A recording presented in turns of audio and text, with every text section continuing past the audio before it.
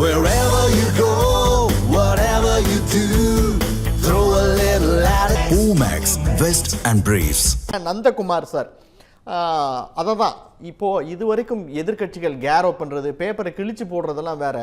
ஆனால் பிரதமரை சூழ்ந்துக்கிட்டு அவருக்கு ஏதாவது ஒரு அவமானகரமான செயலை செஞ்சு அதை உலக அரங்கில் கொண்டு போடணும் அப்படிங்கிற ஒரு திட்டத்தை, ஒரு பிளாட்டோட நாடாளுமன்றத்தில் எதிர்கட்சிகள் போராட்டம் நடத்துறதெல்லாம் இது வரைக்கும் கேள்விப்பற்றாத விஷயம் அப்படிங்கிறாங்க விஜயதாரணி. அதையெல்லாம் தாண்டி சேகர் ஐயர் என்ன சொல்கிறார் அப்படின்னா, இதுக்கு பின்னாடி அதாவது அதை பாஜக அரசாக இருக்கட்டும், மோடியாக இருக்கட்டும், இந்திய அரசாங்கத்துக்காக இருக்கட்டும், இதுக்கு எதிரான செயல்கள் தொடர்ச்சியாக வெளியில் நடந்துக்கிட்டே இருக்கு. அவங்க கூட ராகுல் கூட்டு சேர்ந்துடுறாரு, அங்கேருந்தே தொடங்குது, அவங்க சொல்லி கொடுக்குறாங்க, அதை தான் நாடாளுமன்றத்தில் அவர் செய்கிறாருன்ற அளவுக்கு அவர் பேசுகிறாரு. இது நம்ம துரதிருஷ்டவசமான ஒரு சூழ்நிலை. நம்ம பாராளுமன்றங்கிறது ஜனநாயகத்தினுடைய கோயில்.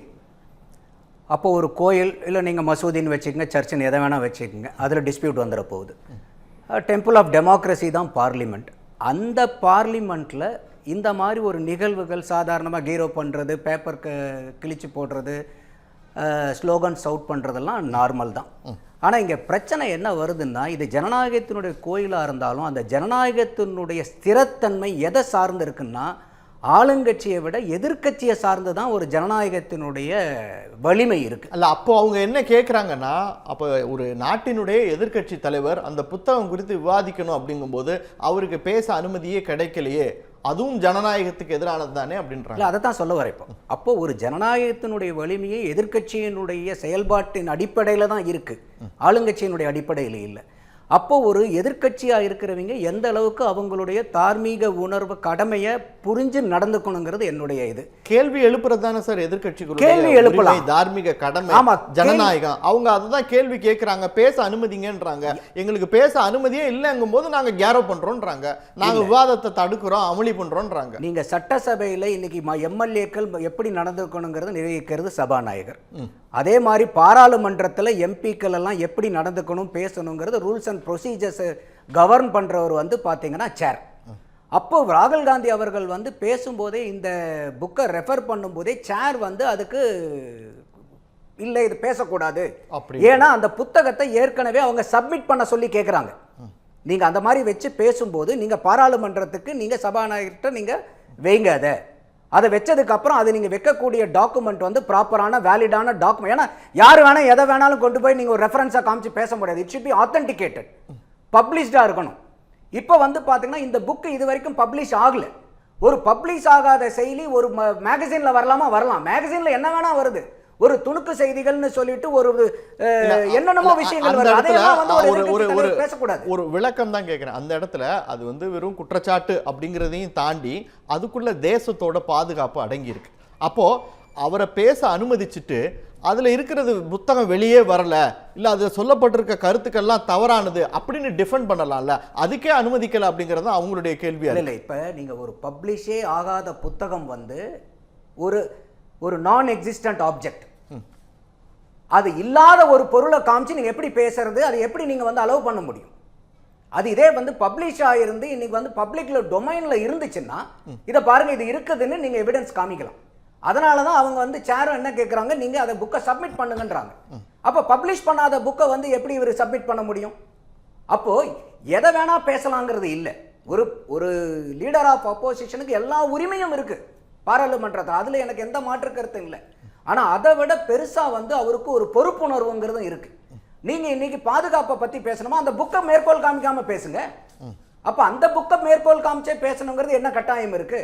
அப்போ நீங்க ஒரு பிரசிடென்ட்னுடைய உரைக்கு நீங்க நன்றி தெரிவித்து பேசுங்கும் போது நீங்க வெளியே சொல்லும் போது என்ன சொல்றீங்க, சைனா டீல பத்தி பேசுறீங்க, யூஎஸ் டீல பத்தி பேசுறீங்க, அதையெல்லாம் நீங்க பட்ஜெட் டிபேட்ல அதை பேசியிருக்கலாமே.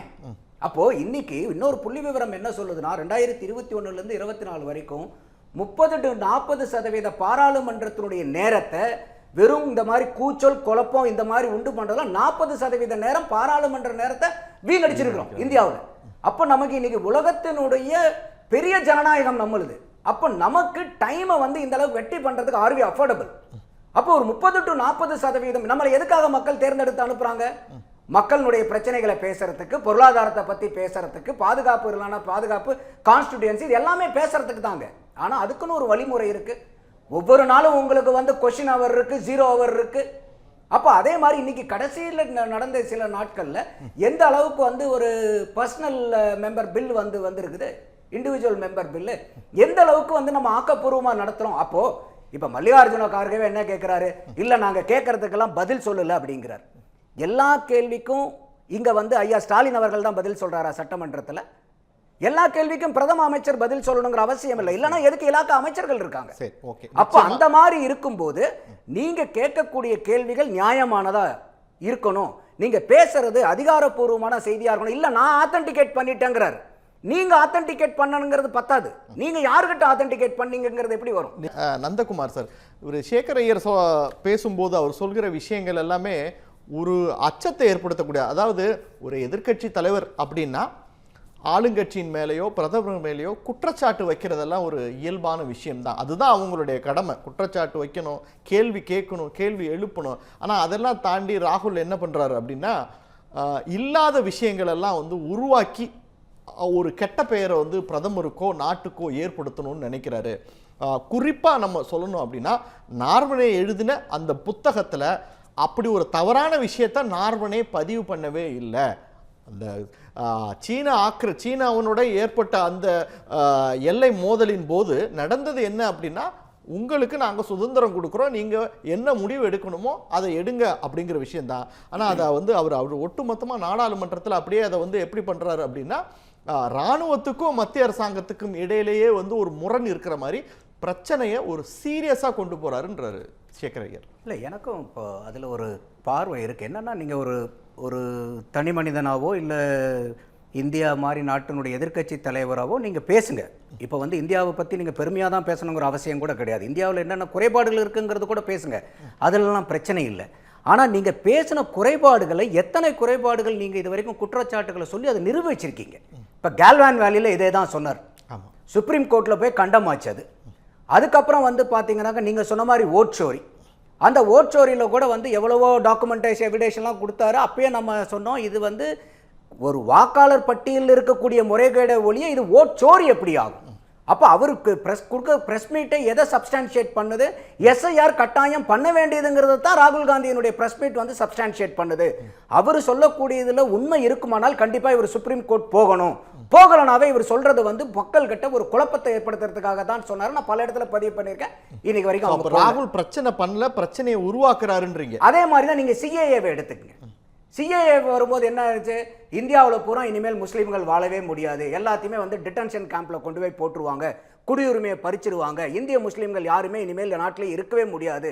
அது நம்ம தமிழ்நாடு வரைக்கும் இதே தான் நடந்துச்சு. எங்கேயாவது இது வரைக்கும் எங்கேயாவது ஒரு இந்திய முஸ்லீம் சிஏஏனால குடியுரிமை போயிருக்கா? அப்போ இந்த மாதிரி ஒரு எதிர்க்கட்சி தலைவர்ங்கிறது ஒரு பெரிய பவர் உள்ளது. மக்கள் வந்து இந்த அரசாங்கத்தினுடைய செக்ஸ் அண்ட் பேலன்சஸா பார்க்கறதே வந்து எதிர்க்கட்சி தலைவருடைய செயல்பாடுகளை தான். அப்படி இந்த மாதிரி நீங்க டைம் அண்ட் அகைன் ரிப்பீட்டடாவே நீங்க வைக்கக்கூடிய அலிகேஷன்ஸே உங்களால ப்ரூவ் பண்ண முடியல, உங்களுக்கு எல்லாமே கண்டினியூஸா வந்து டிஸ்ப்ரூவ் ஆகிக்கிட்டு இருக்கு லீகலாவே. அப்படிங்கும்போது என்ன ஆகும்னா, மக்கள் மத்தியில் எதிர்க்கட்சி தலைவர் மேல இருக்கக்கூடிய நம்பிக்கை போயிடும். அந்த மாதிரி எதிர்க்கட்சி தலைவர் மேல நம்பிக்கை போச்சுன்னா ஜனநாயகத்துக்கு நல்லது இல்லை. அப்ப நாடாளுமன்றத்தில் வந்து எதிர்க்கட்சி தலைவர் எதையுமே விவாதிக்காம எதையுமே கேள்வி கேட்காம இருந்தா அப்புறம் அவர் எதிர்க்கட்சி தலைவரே இல்லையே. ஐயோ, நீங்க வம்படி பண்ணி கேளுங்க, தப்பு இல்லை. நீங்க அதை தான் நான் சொல்றேன், திருப்பி சொல்றது. இந்த ஜனநாயகத்தினுடைய தன்மை, அதனுடைய ஸ்ட்ரென்த் யாருக்கிட்ட இருக்குன்னா எதிர்க்கட்சி கிட்ட தான் இருக்குது. அவர் முருகன் என்ன சொல்றாரு, அவர் பொய் குற்றச்சாட்டாவே இருக்கட்டும், அலோ பண்ணுங்க, விவாதிங்க, பேசுங்க, பொய் குற்றச்சாட்டுன்னு சொல்லுங்கன்றாரு அவரு. இல்ல நீங்க குற்றச்சாட்டை வைங்க, பொய் குற்றச்சாட்டுன்னு தெரிஞ்சு எப்படி வைக்க முடியும்? நீங்க குற்றச்சாட்டை வைங்க. பொய்யா உண்மையாக எப்படி சார் தெரியும் அவருக்கு? பொய்யா உண்மையாக நீங்க பொய் என்று நீங்கள் நிரூபிங்கள் பார்க்கலாம். இப்ப அதாவது இப்ப இதே வந்து பீகார்ல 47 லட்சம் பேர் மக்கள் நீக்கணும்னு என்ன சொன்னாங்க, எல்லாம் முஸ்லீம் வாக்காளர்களை பூரா தூக்கிட்டாங்க. ஃபர்ஸ்ட் ரவுண்ட்ல அந்த 67 லட்சம் நீக்கணும்னு முஸ்லீம்களுக்கு பூரா ஓட்டா தூக்கிட்டாங்கன்னாங்க. கலப்பனாங்களா இல்லையா? அந்த பிரச்சனை எதிர்ப்பு தெரிவிச்ச உடனே 1 லட்சம் ஓட்டு மறுபடியும் சேர்த்தாங்கல்ல. இல்ல அது வேற சார். நான் சொல்றது வேற. 60 லட்சம் 80 லட்சம் ஓட்டு போயிருக்கும். நான் சொல்றது வேற. நீங்க வந்து நீக்கப்பட்டதுக்கு அப்புறம் புது வாக்காளர்கள் சேர்த்தறத பத்தி நீங்க அதை எடுத்துக்காதீங்க. நீக்கப்பட்டவர்கள் பூரா முஸ்லிம்கள்னு பேசுனாங்க. அந்த 62 லட்சம்ங்கிறது டவுட்ஃபுல் லிஸ்ட்ல கொண்டு போய் வெச்சாங்க. அதுல சரி பண்ணி 22 லட்சம் ஓட்ட உள்ள சேர்த்தாங்க, அவ்வளவுதான். அது நீக்கப்படல, சேர்க்கப்படல. அதுல அவங்க கொண்டு வந்த ஸ்டோரியே என்னன்னா, குக்கப் பண்ண ஸ்டோரி என்னன்னா, முஸ்லிம்களை பூரா வாக்க வந்து நீக்கிட்டாங்க, தலித்துகளை நீக்கிட்டாங்க. அதே கதை தான் இன்னைக்கு தமிழ்நாட்டிலையும் விட்டாங்க இந்த 97 லட்சம் போன உடனே.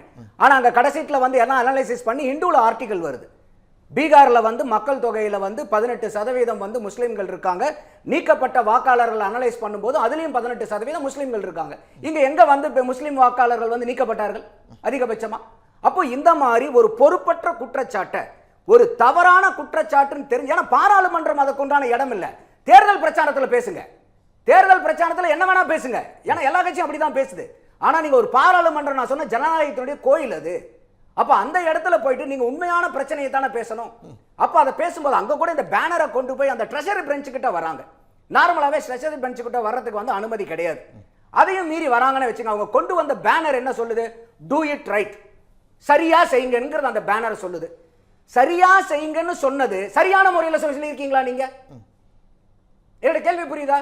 நீங்க டூ இட் ரைட்னு சொல்றீங்க, have you done it correctly to communicate that?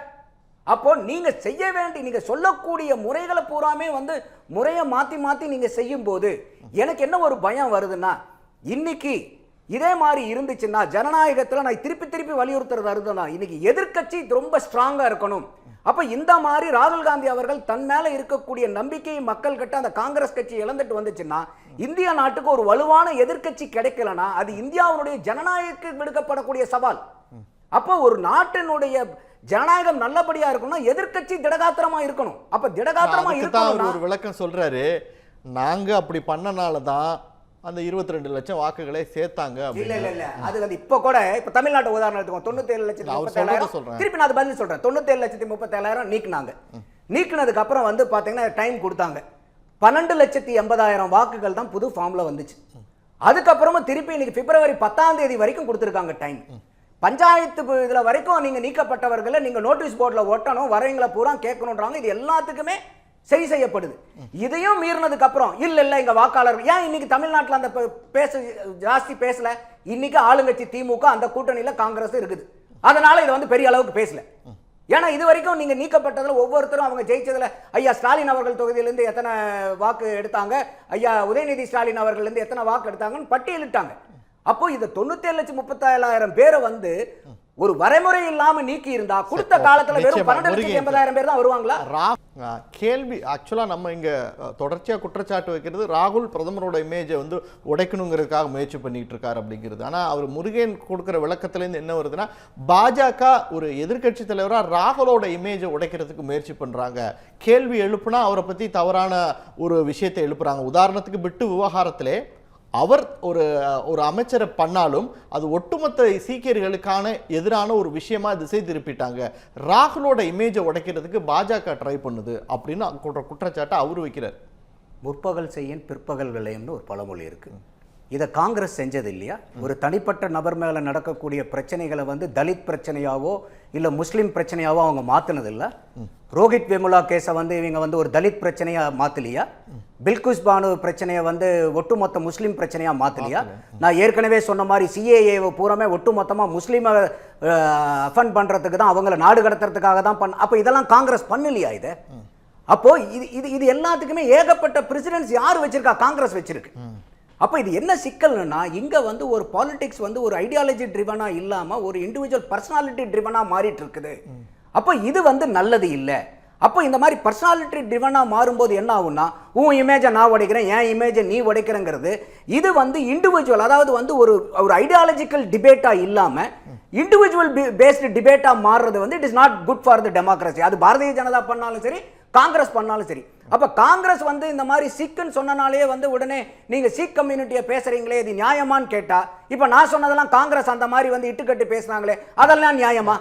அப்போ இதை நீங்க பிரசிடென்ட் செட் பண்றீங்க, அவங்க நீங்க போட்ட ரோட்ல. இப்ப இன்னைக்கு காங்கிரஸ் கொண்டு வந்ததுல எதெல்லாம் வந்து காங்கிரஸ் செய்யாததை வந்து இன்னைக்கு பிஜேபி செஞ்சிருச்சு சொல்லுங்க, ஏதாவது ஒண்ணு சொல்லட்டும். எல்லா இதுலயுமே வந்து பாத்தீங்கன்னா அப்படிதான் இருக்கு. அப்போ இப்ப நம்ம பொருளாதார வளர்ச்சி, நீங்க பொருளாதாரம் ஐயா கூட சொன்னார் இல்ல நாங்க ஜிடிபி வளர்ந்துருக்கு. அதுல நீங்க அவருடைய உரையை பார்த்தோம்னா நமக்கு தெளிவா சொல்றாரு, சுதந்திரம் கிடைக்கும் போது நம்ம வந்து இந்தியா வந்து 6வது பெரிய பொருளாதாரமா இருந்துச்சு, நான் ஆட்சிக்கு வரும்போது 11வது இடத்துக்கு போயிடுச்சு, திருப்பி இன்னைக்கு 10 வருஷத்துல வந்து பாத்தீங்கன்னா 4வது இடத்தை கிராஸ் பண்ணி 3வது இடத்துக்கு போய்கிட்டு இருக்கோம். அப்போ நம்ம வந்து வளர்ச்சியை நோக்கி போய்கிட்டு இருக்கோம். இவங்க 140 கோடி மக்கள் தொகையை பிரச்சனையா பார்த்தாங்க. நம்ம 140 கோடி மக்கள் தொகையை 140 கோடி சொல்யூஷனா பார்த்துக்கிட்டு இருக்கோம். நமக்கு வந்து வளர்ச்சி மேல நம்பிக்கை இருக்கு, அவங்களுக்கு வளர்ச்சி மேல நம்பிக்கை இல்லைன்னு நிறைய கேசஸ் வந்து பில்டப் பண்ணிட்டே வர. எதிர்க்கட்சிகளோட செயல்பாடு பத்தி ஒரு வேதனையோட பேசுறாரு. அப்ப நம்ம எவ்வளவுதான் வளர்ந்துகிட்டே போனாலும் இவங்களுக்கு இன்னும் வந்து பாத்தீங்கன்னா வளர்ச்சியை விட என் மேல இருக்கிற வெறுப்பு தான் அதிகமா இருக்குது. அப்ப அந்த வெறுப்பின் காரணமாக நம்ம இந்தியா வளருதுன்னு சொல்றதை விட இவங்க அதுக்கு சவக்குழி தோண்டிக்கிட்டு இருக்காங்க. அவர் லிட்டரலா சவக்குழிங்கிறது அவருக்கு தோன்றுனதா சொல்லல. இந்தியாவுடைய முன்னேற்றத்துக்கு, இந்தியாவுடைய வளர்ச்சிக்கு, இந்திய இளைஞர்களுடைய வளர்ச்சிக்கு பூரா இவங்க முட்டுக்கட்ட போடுறாங்க. நம்ம அப்படி இல்லை. நம்ம இப்ப இன்னைக்கு இருக்கிறது வந்து நம்ம போன நூற்றாண்டுல எப்படி வந்து 2025 25 ஆண்டு காலம் சுதந்திரம் வாங்குறதுக்கு ரொம்ப முக்கியமான இந்தியாவுடைய காலகட்டமா இருந்துச்சோ அந்த மாதிரி இந்த 2ஆம் காலாண்டு இந்த நூற்றாண்டுல இந்தியா வந்து விக்சித் பாரத் கோல் வந்து 2047. அப்ப இந்த 2வது காலாண்டு 25 ஆண்டுகள்ங்கிறது நமக்கு எவ்வளவு பெரிய முக்கியத்துவம் வாய்ந்தது. அப்ப இன்னைக்கு நம்ம தேசத்தை வளர்த்துறதுக்கு எல்லாரும் ஒட்டு மொத்தமா தெரியும் பேரெழுத்தாதான வந்து சேரும்.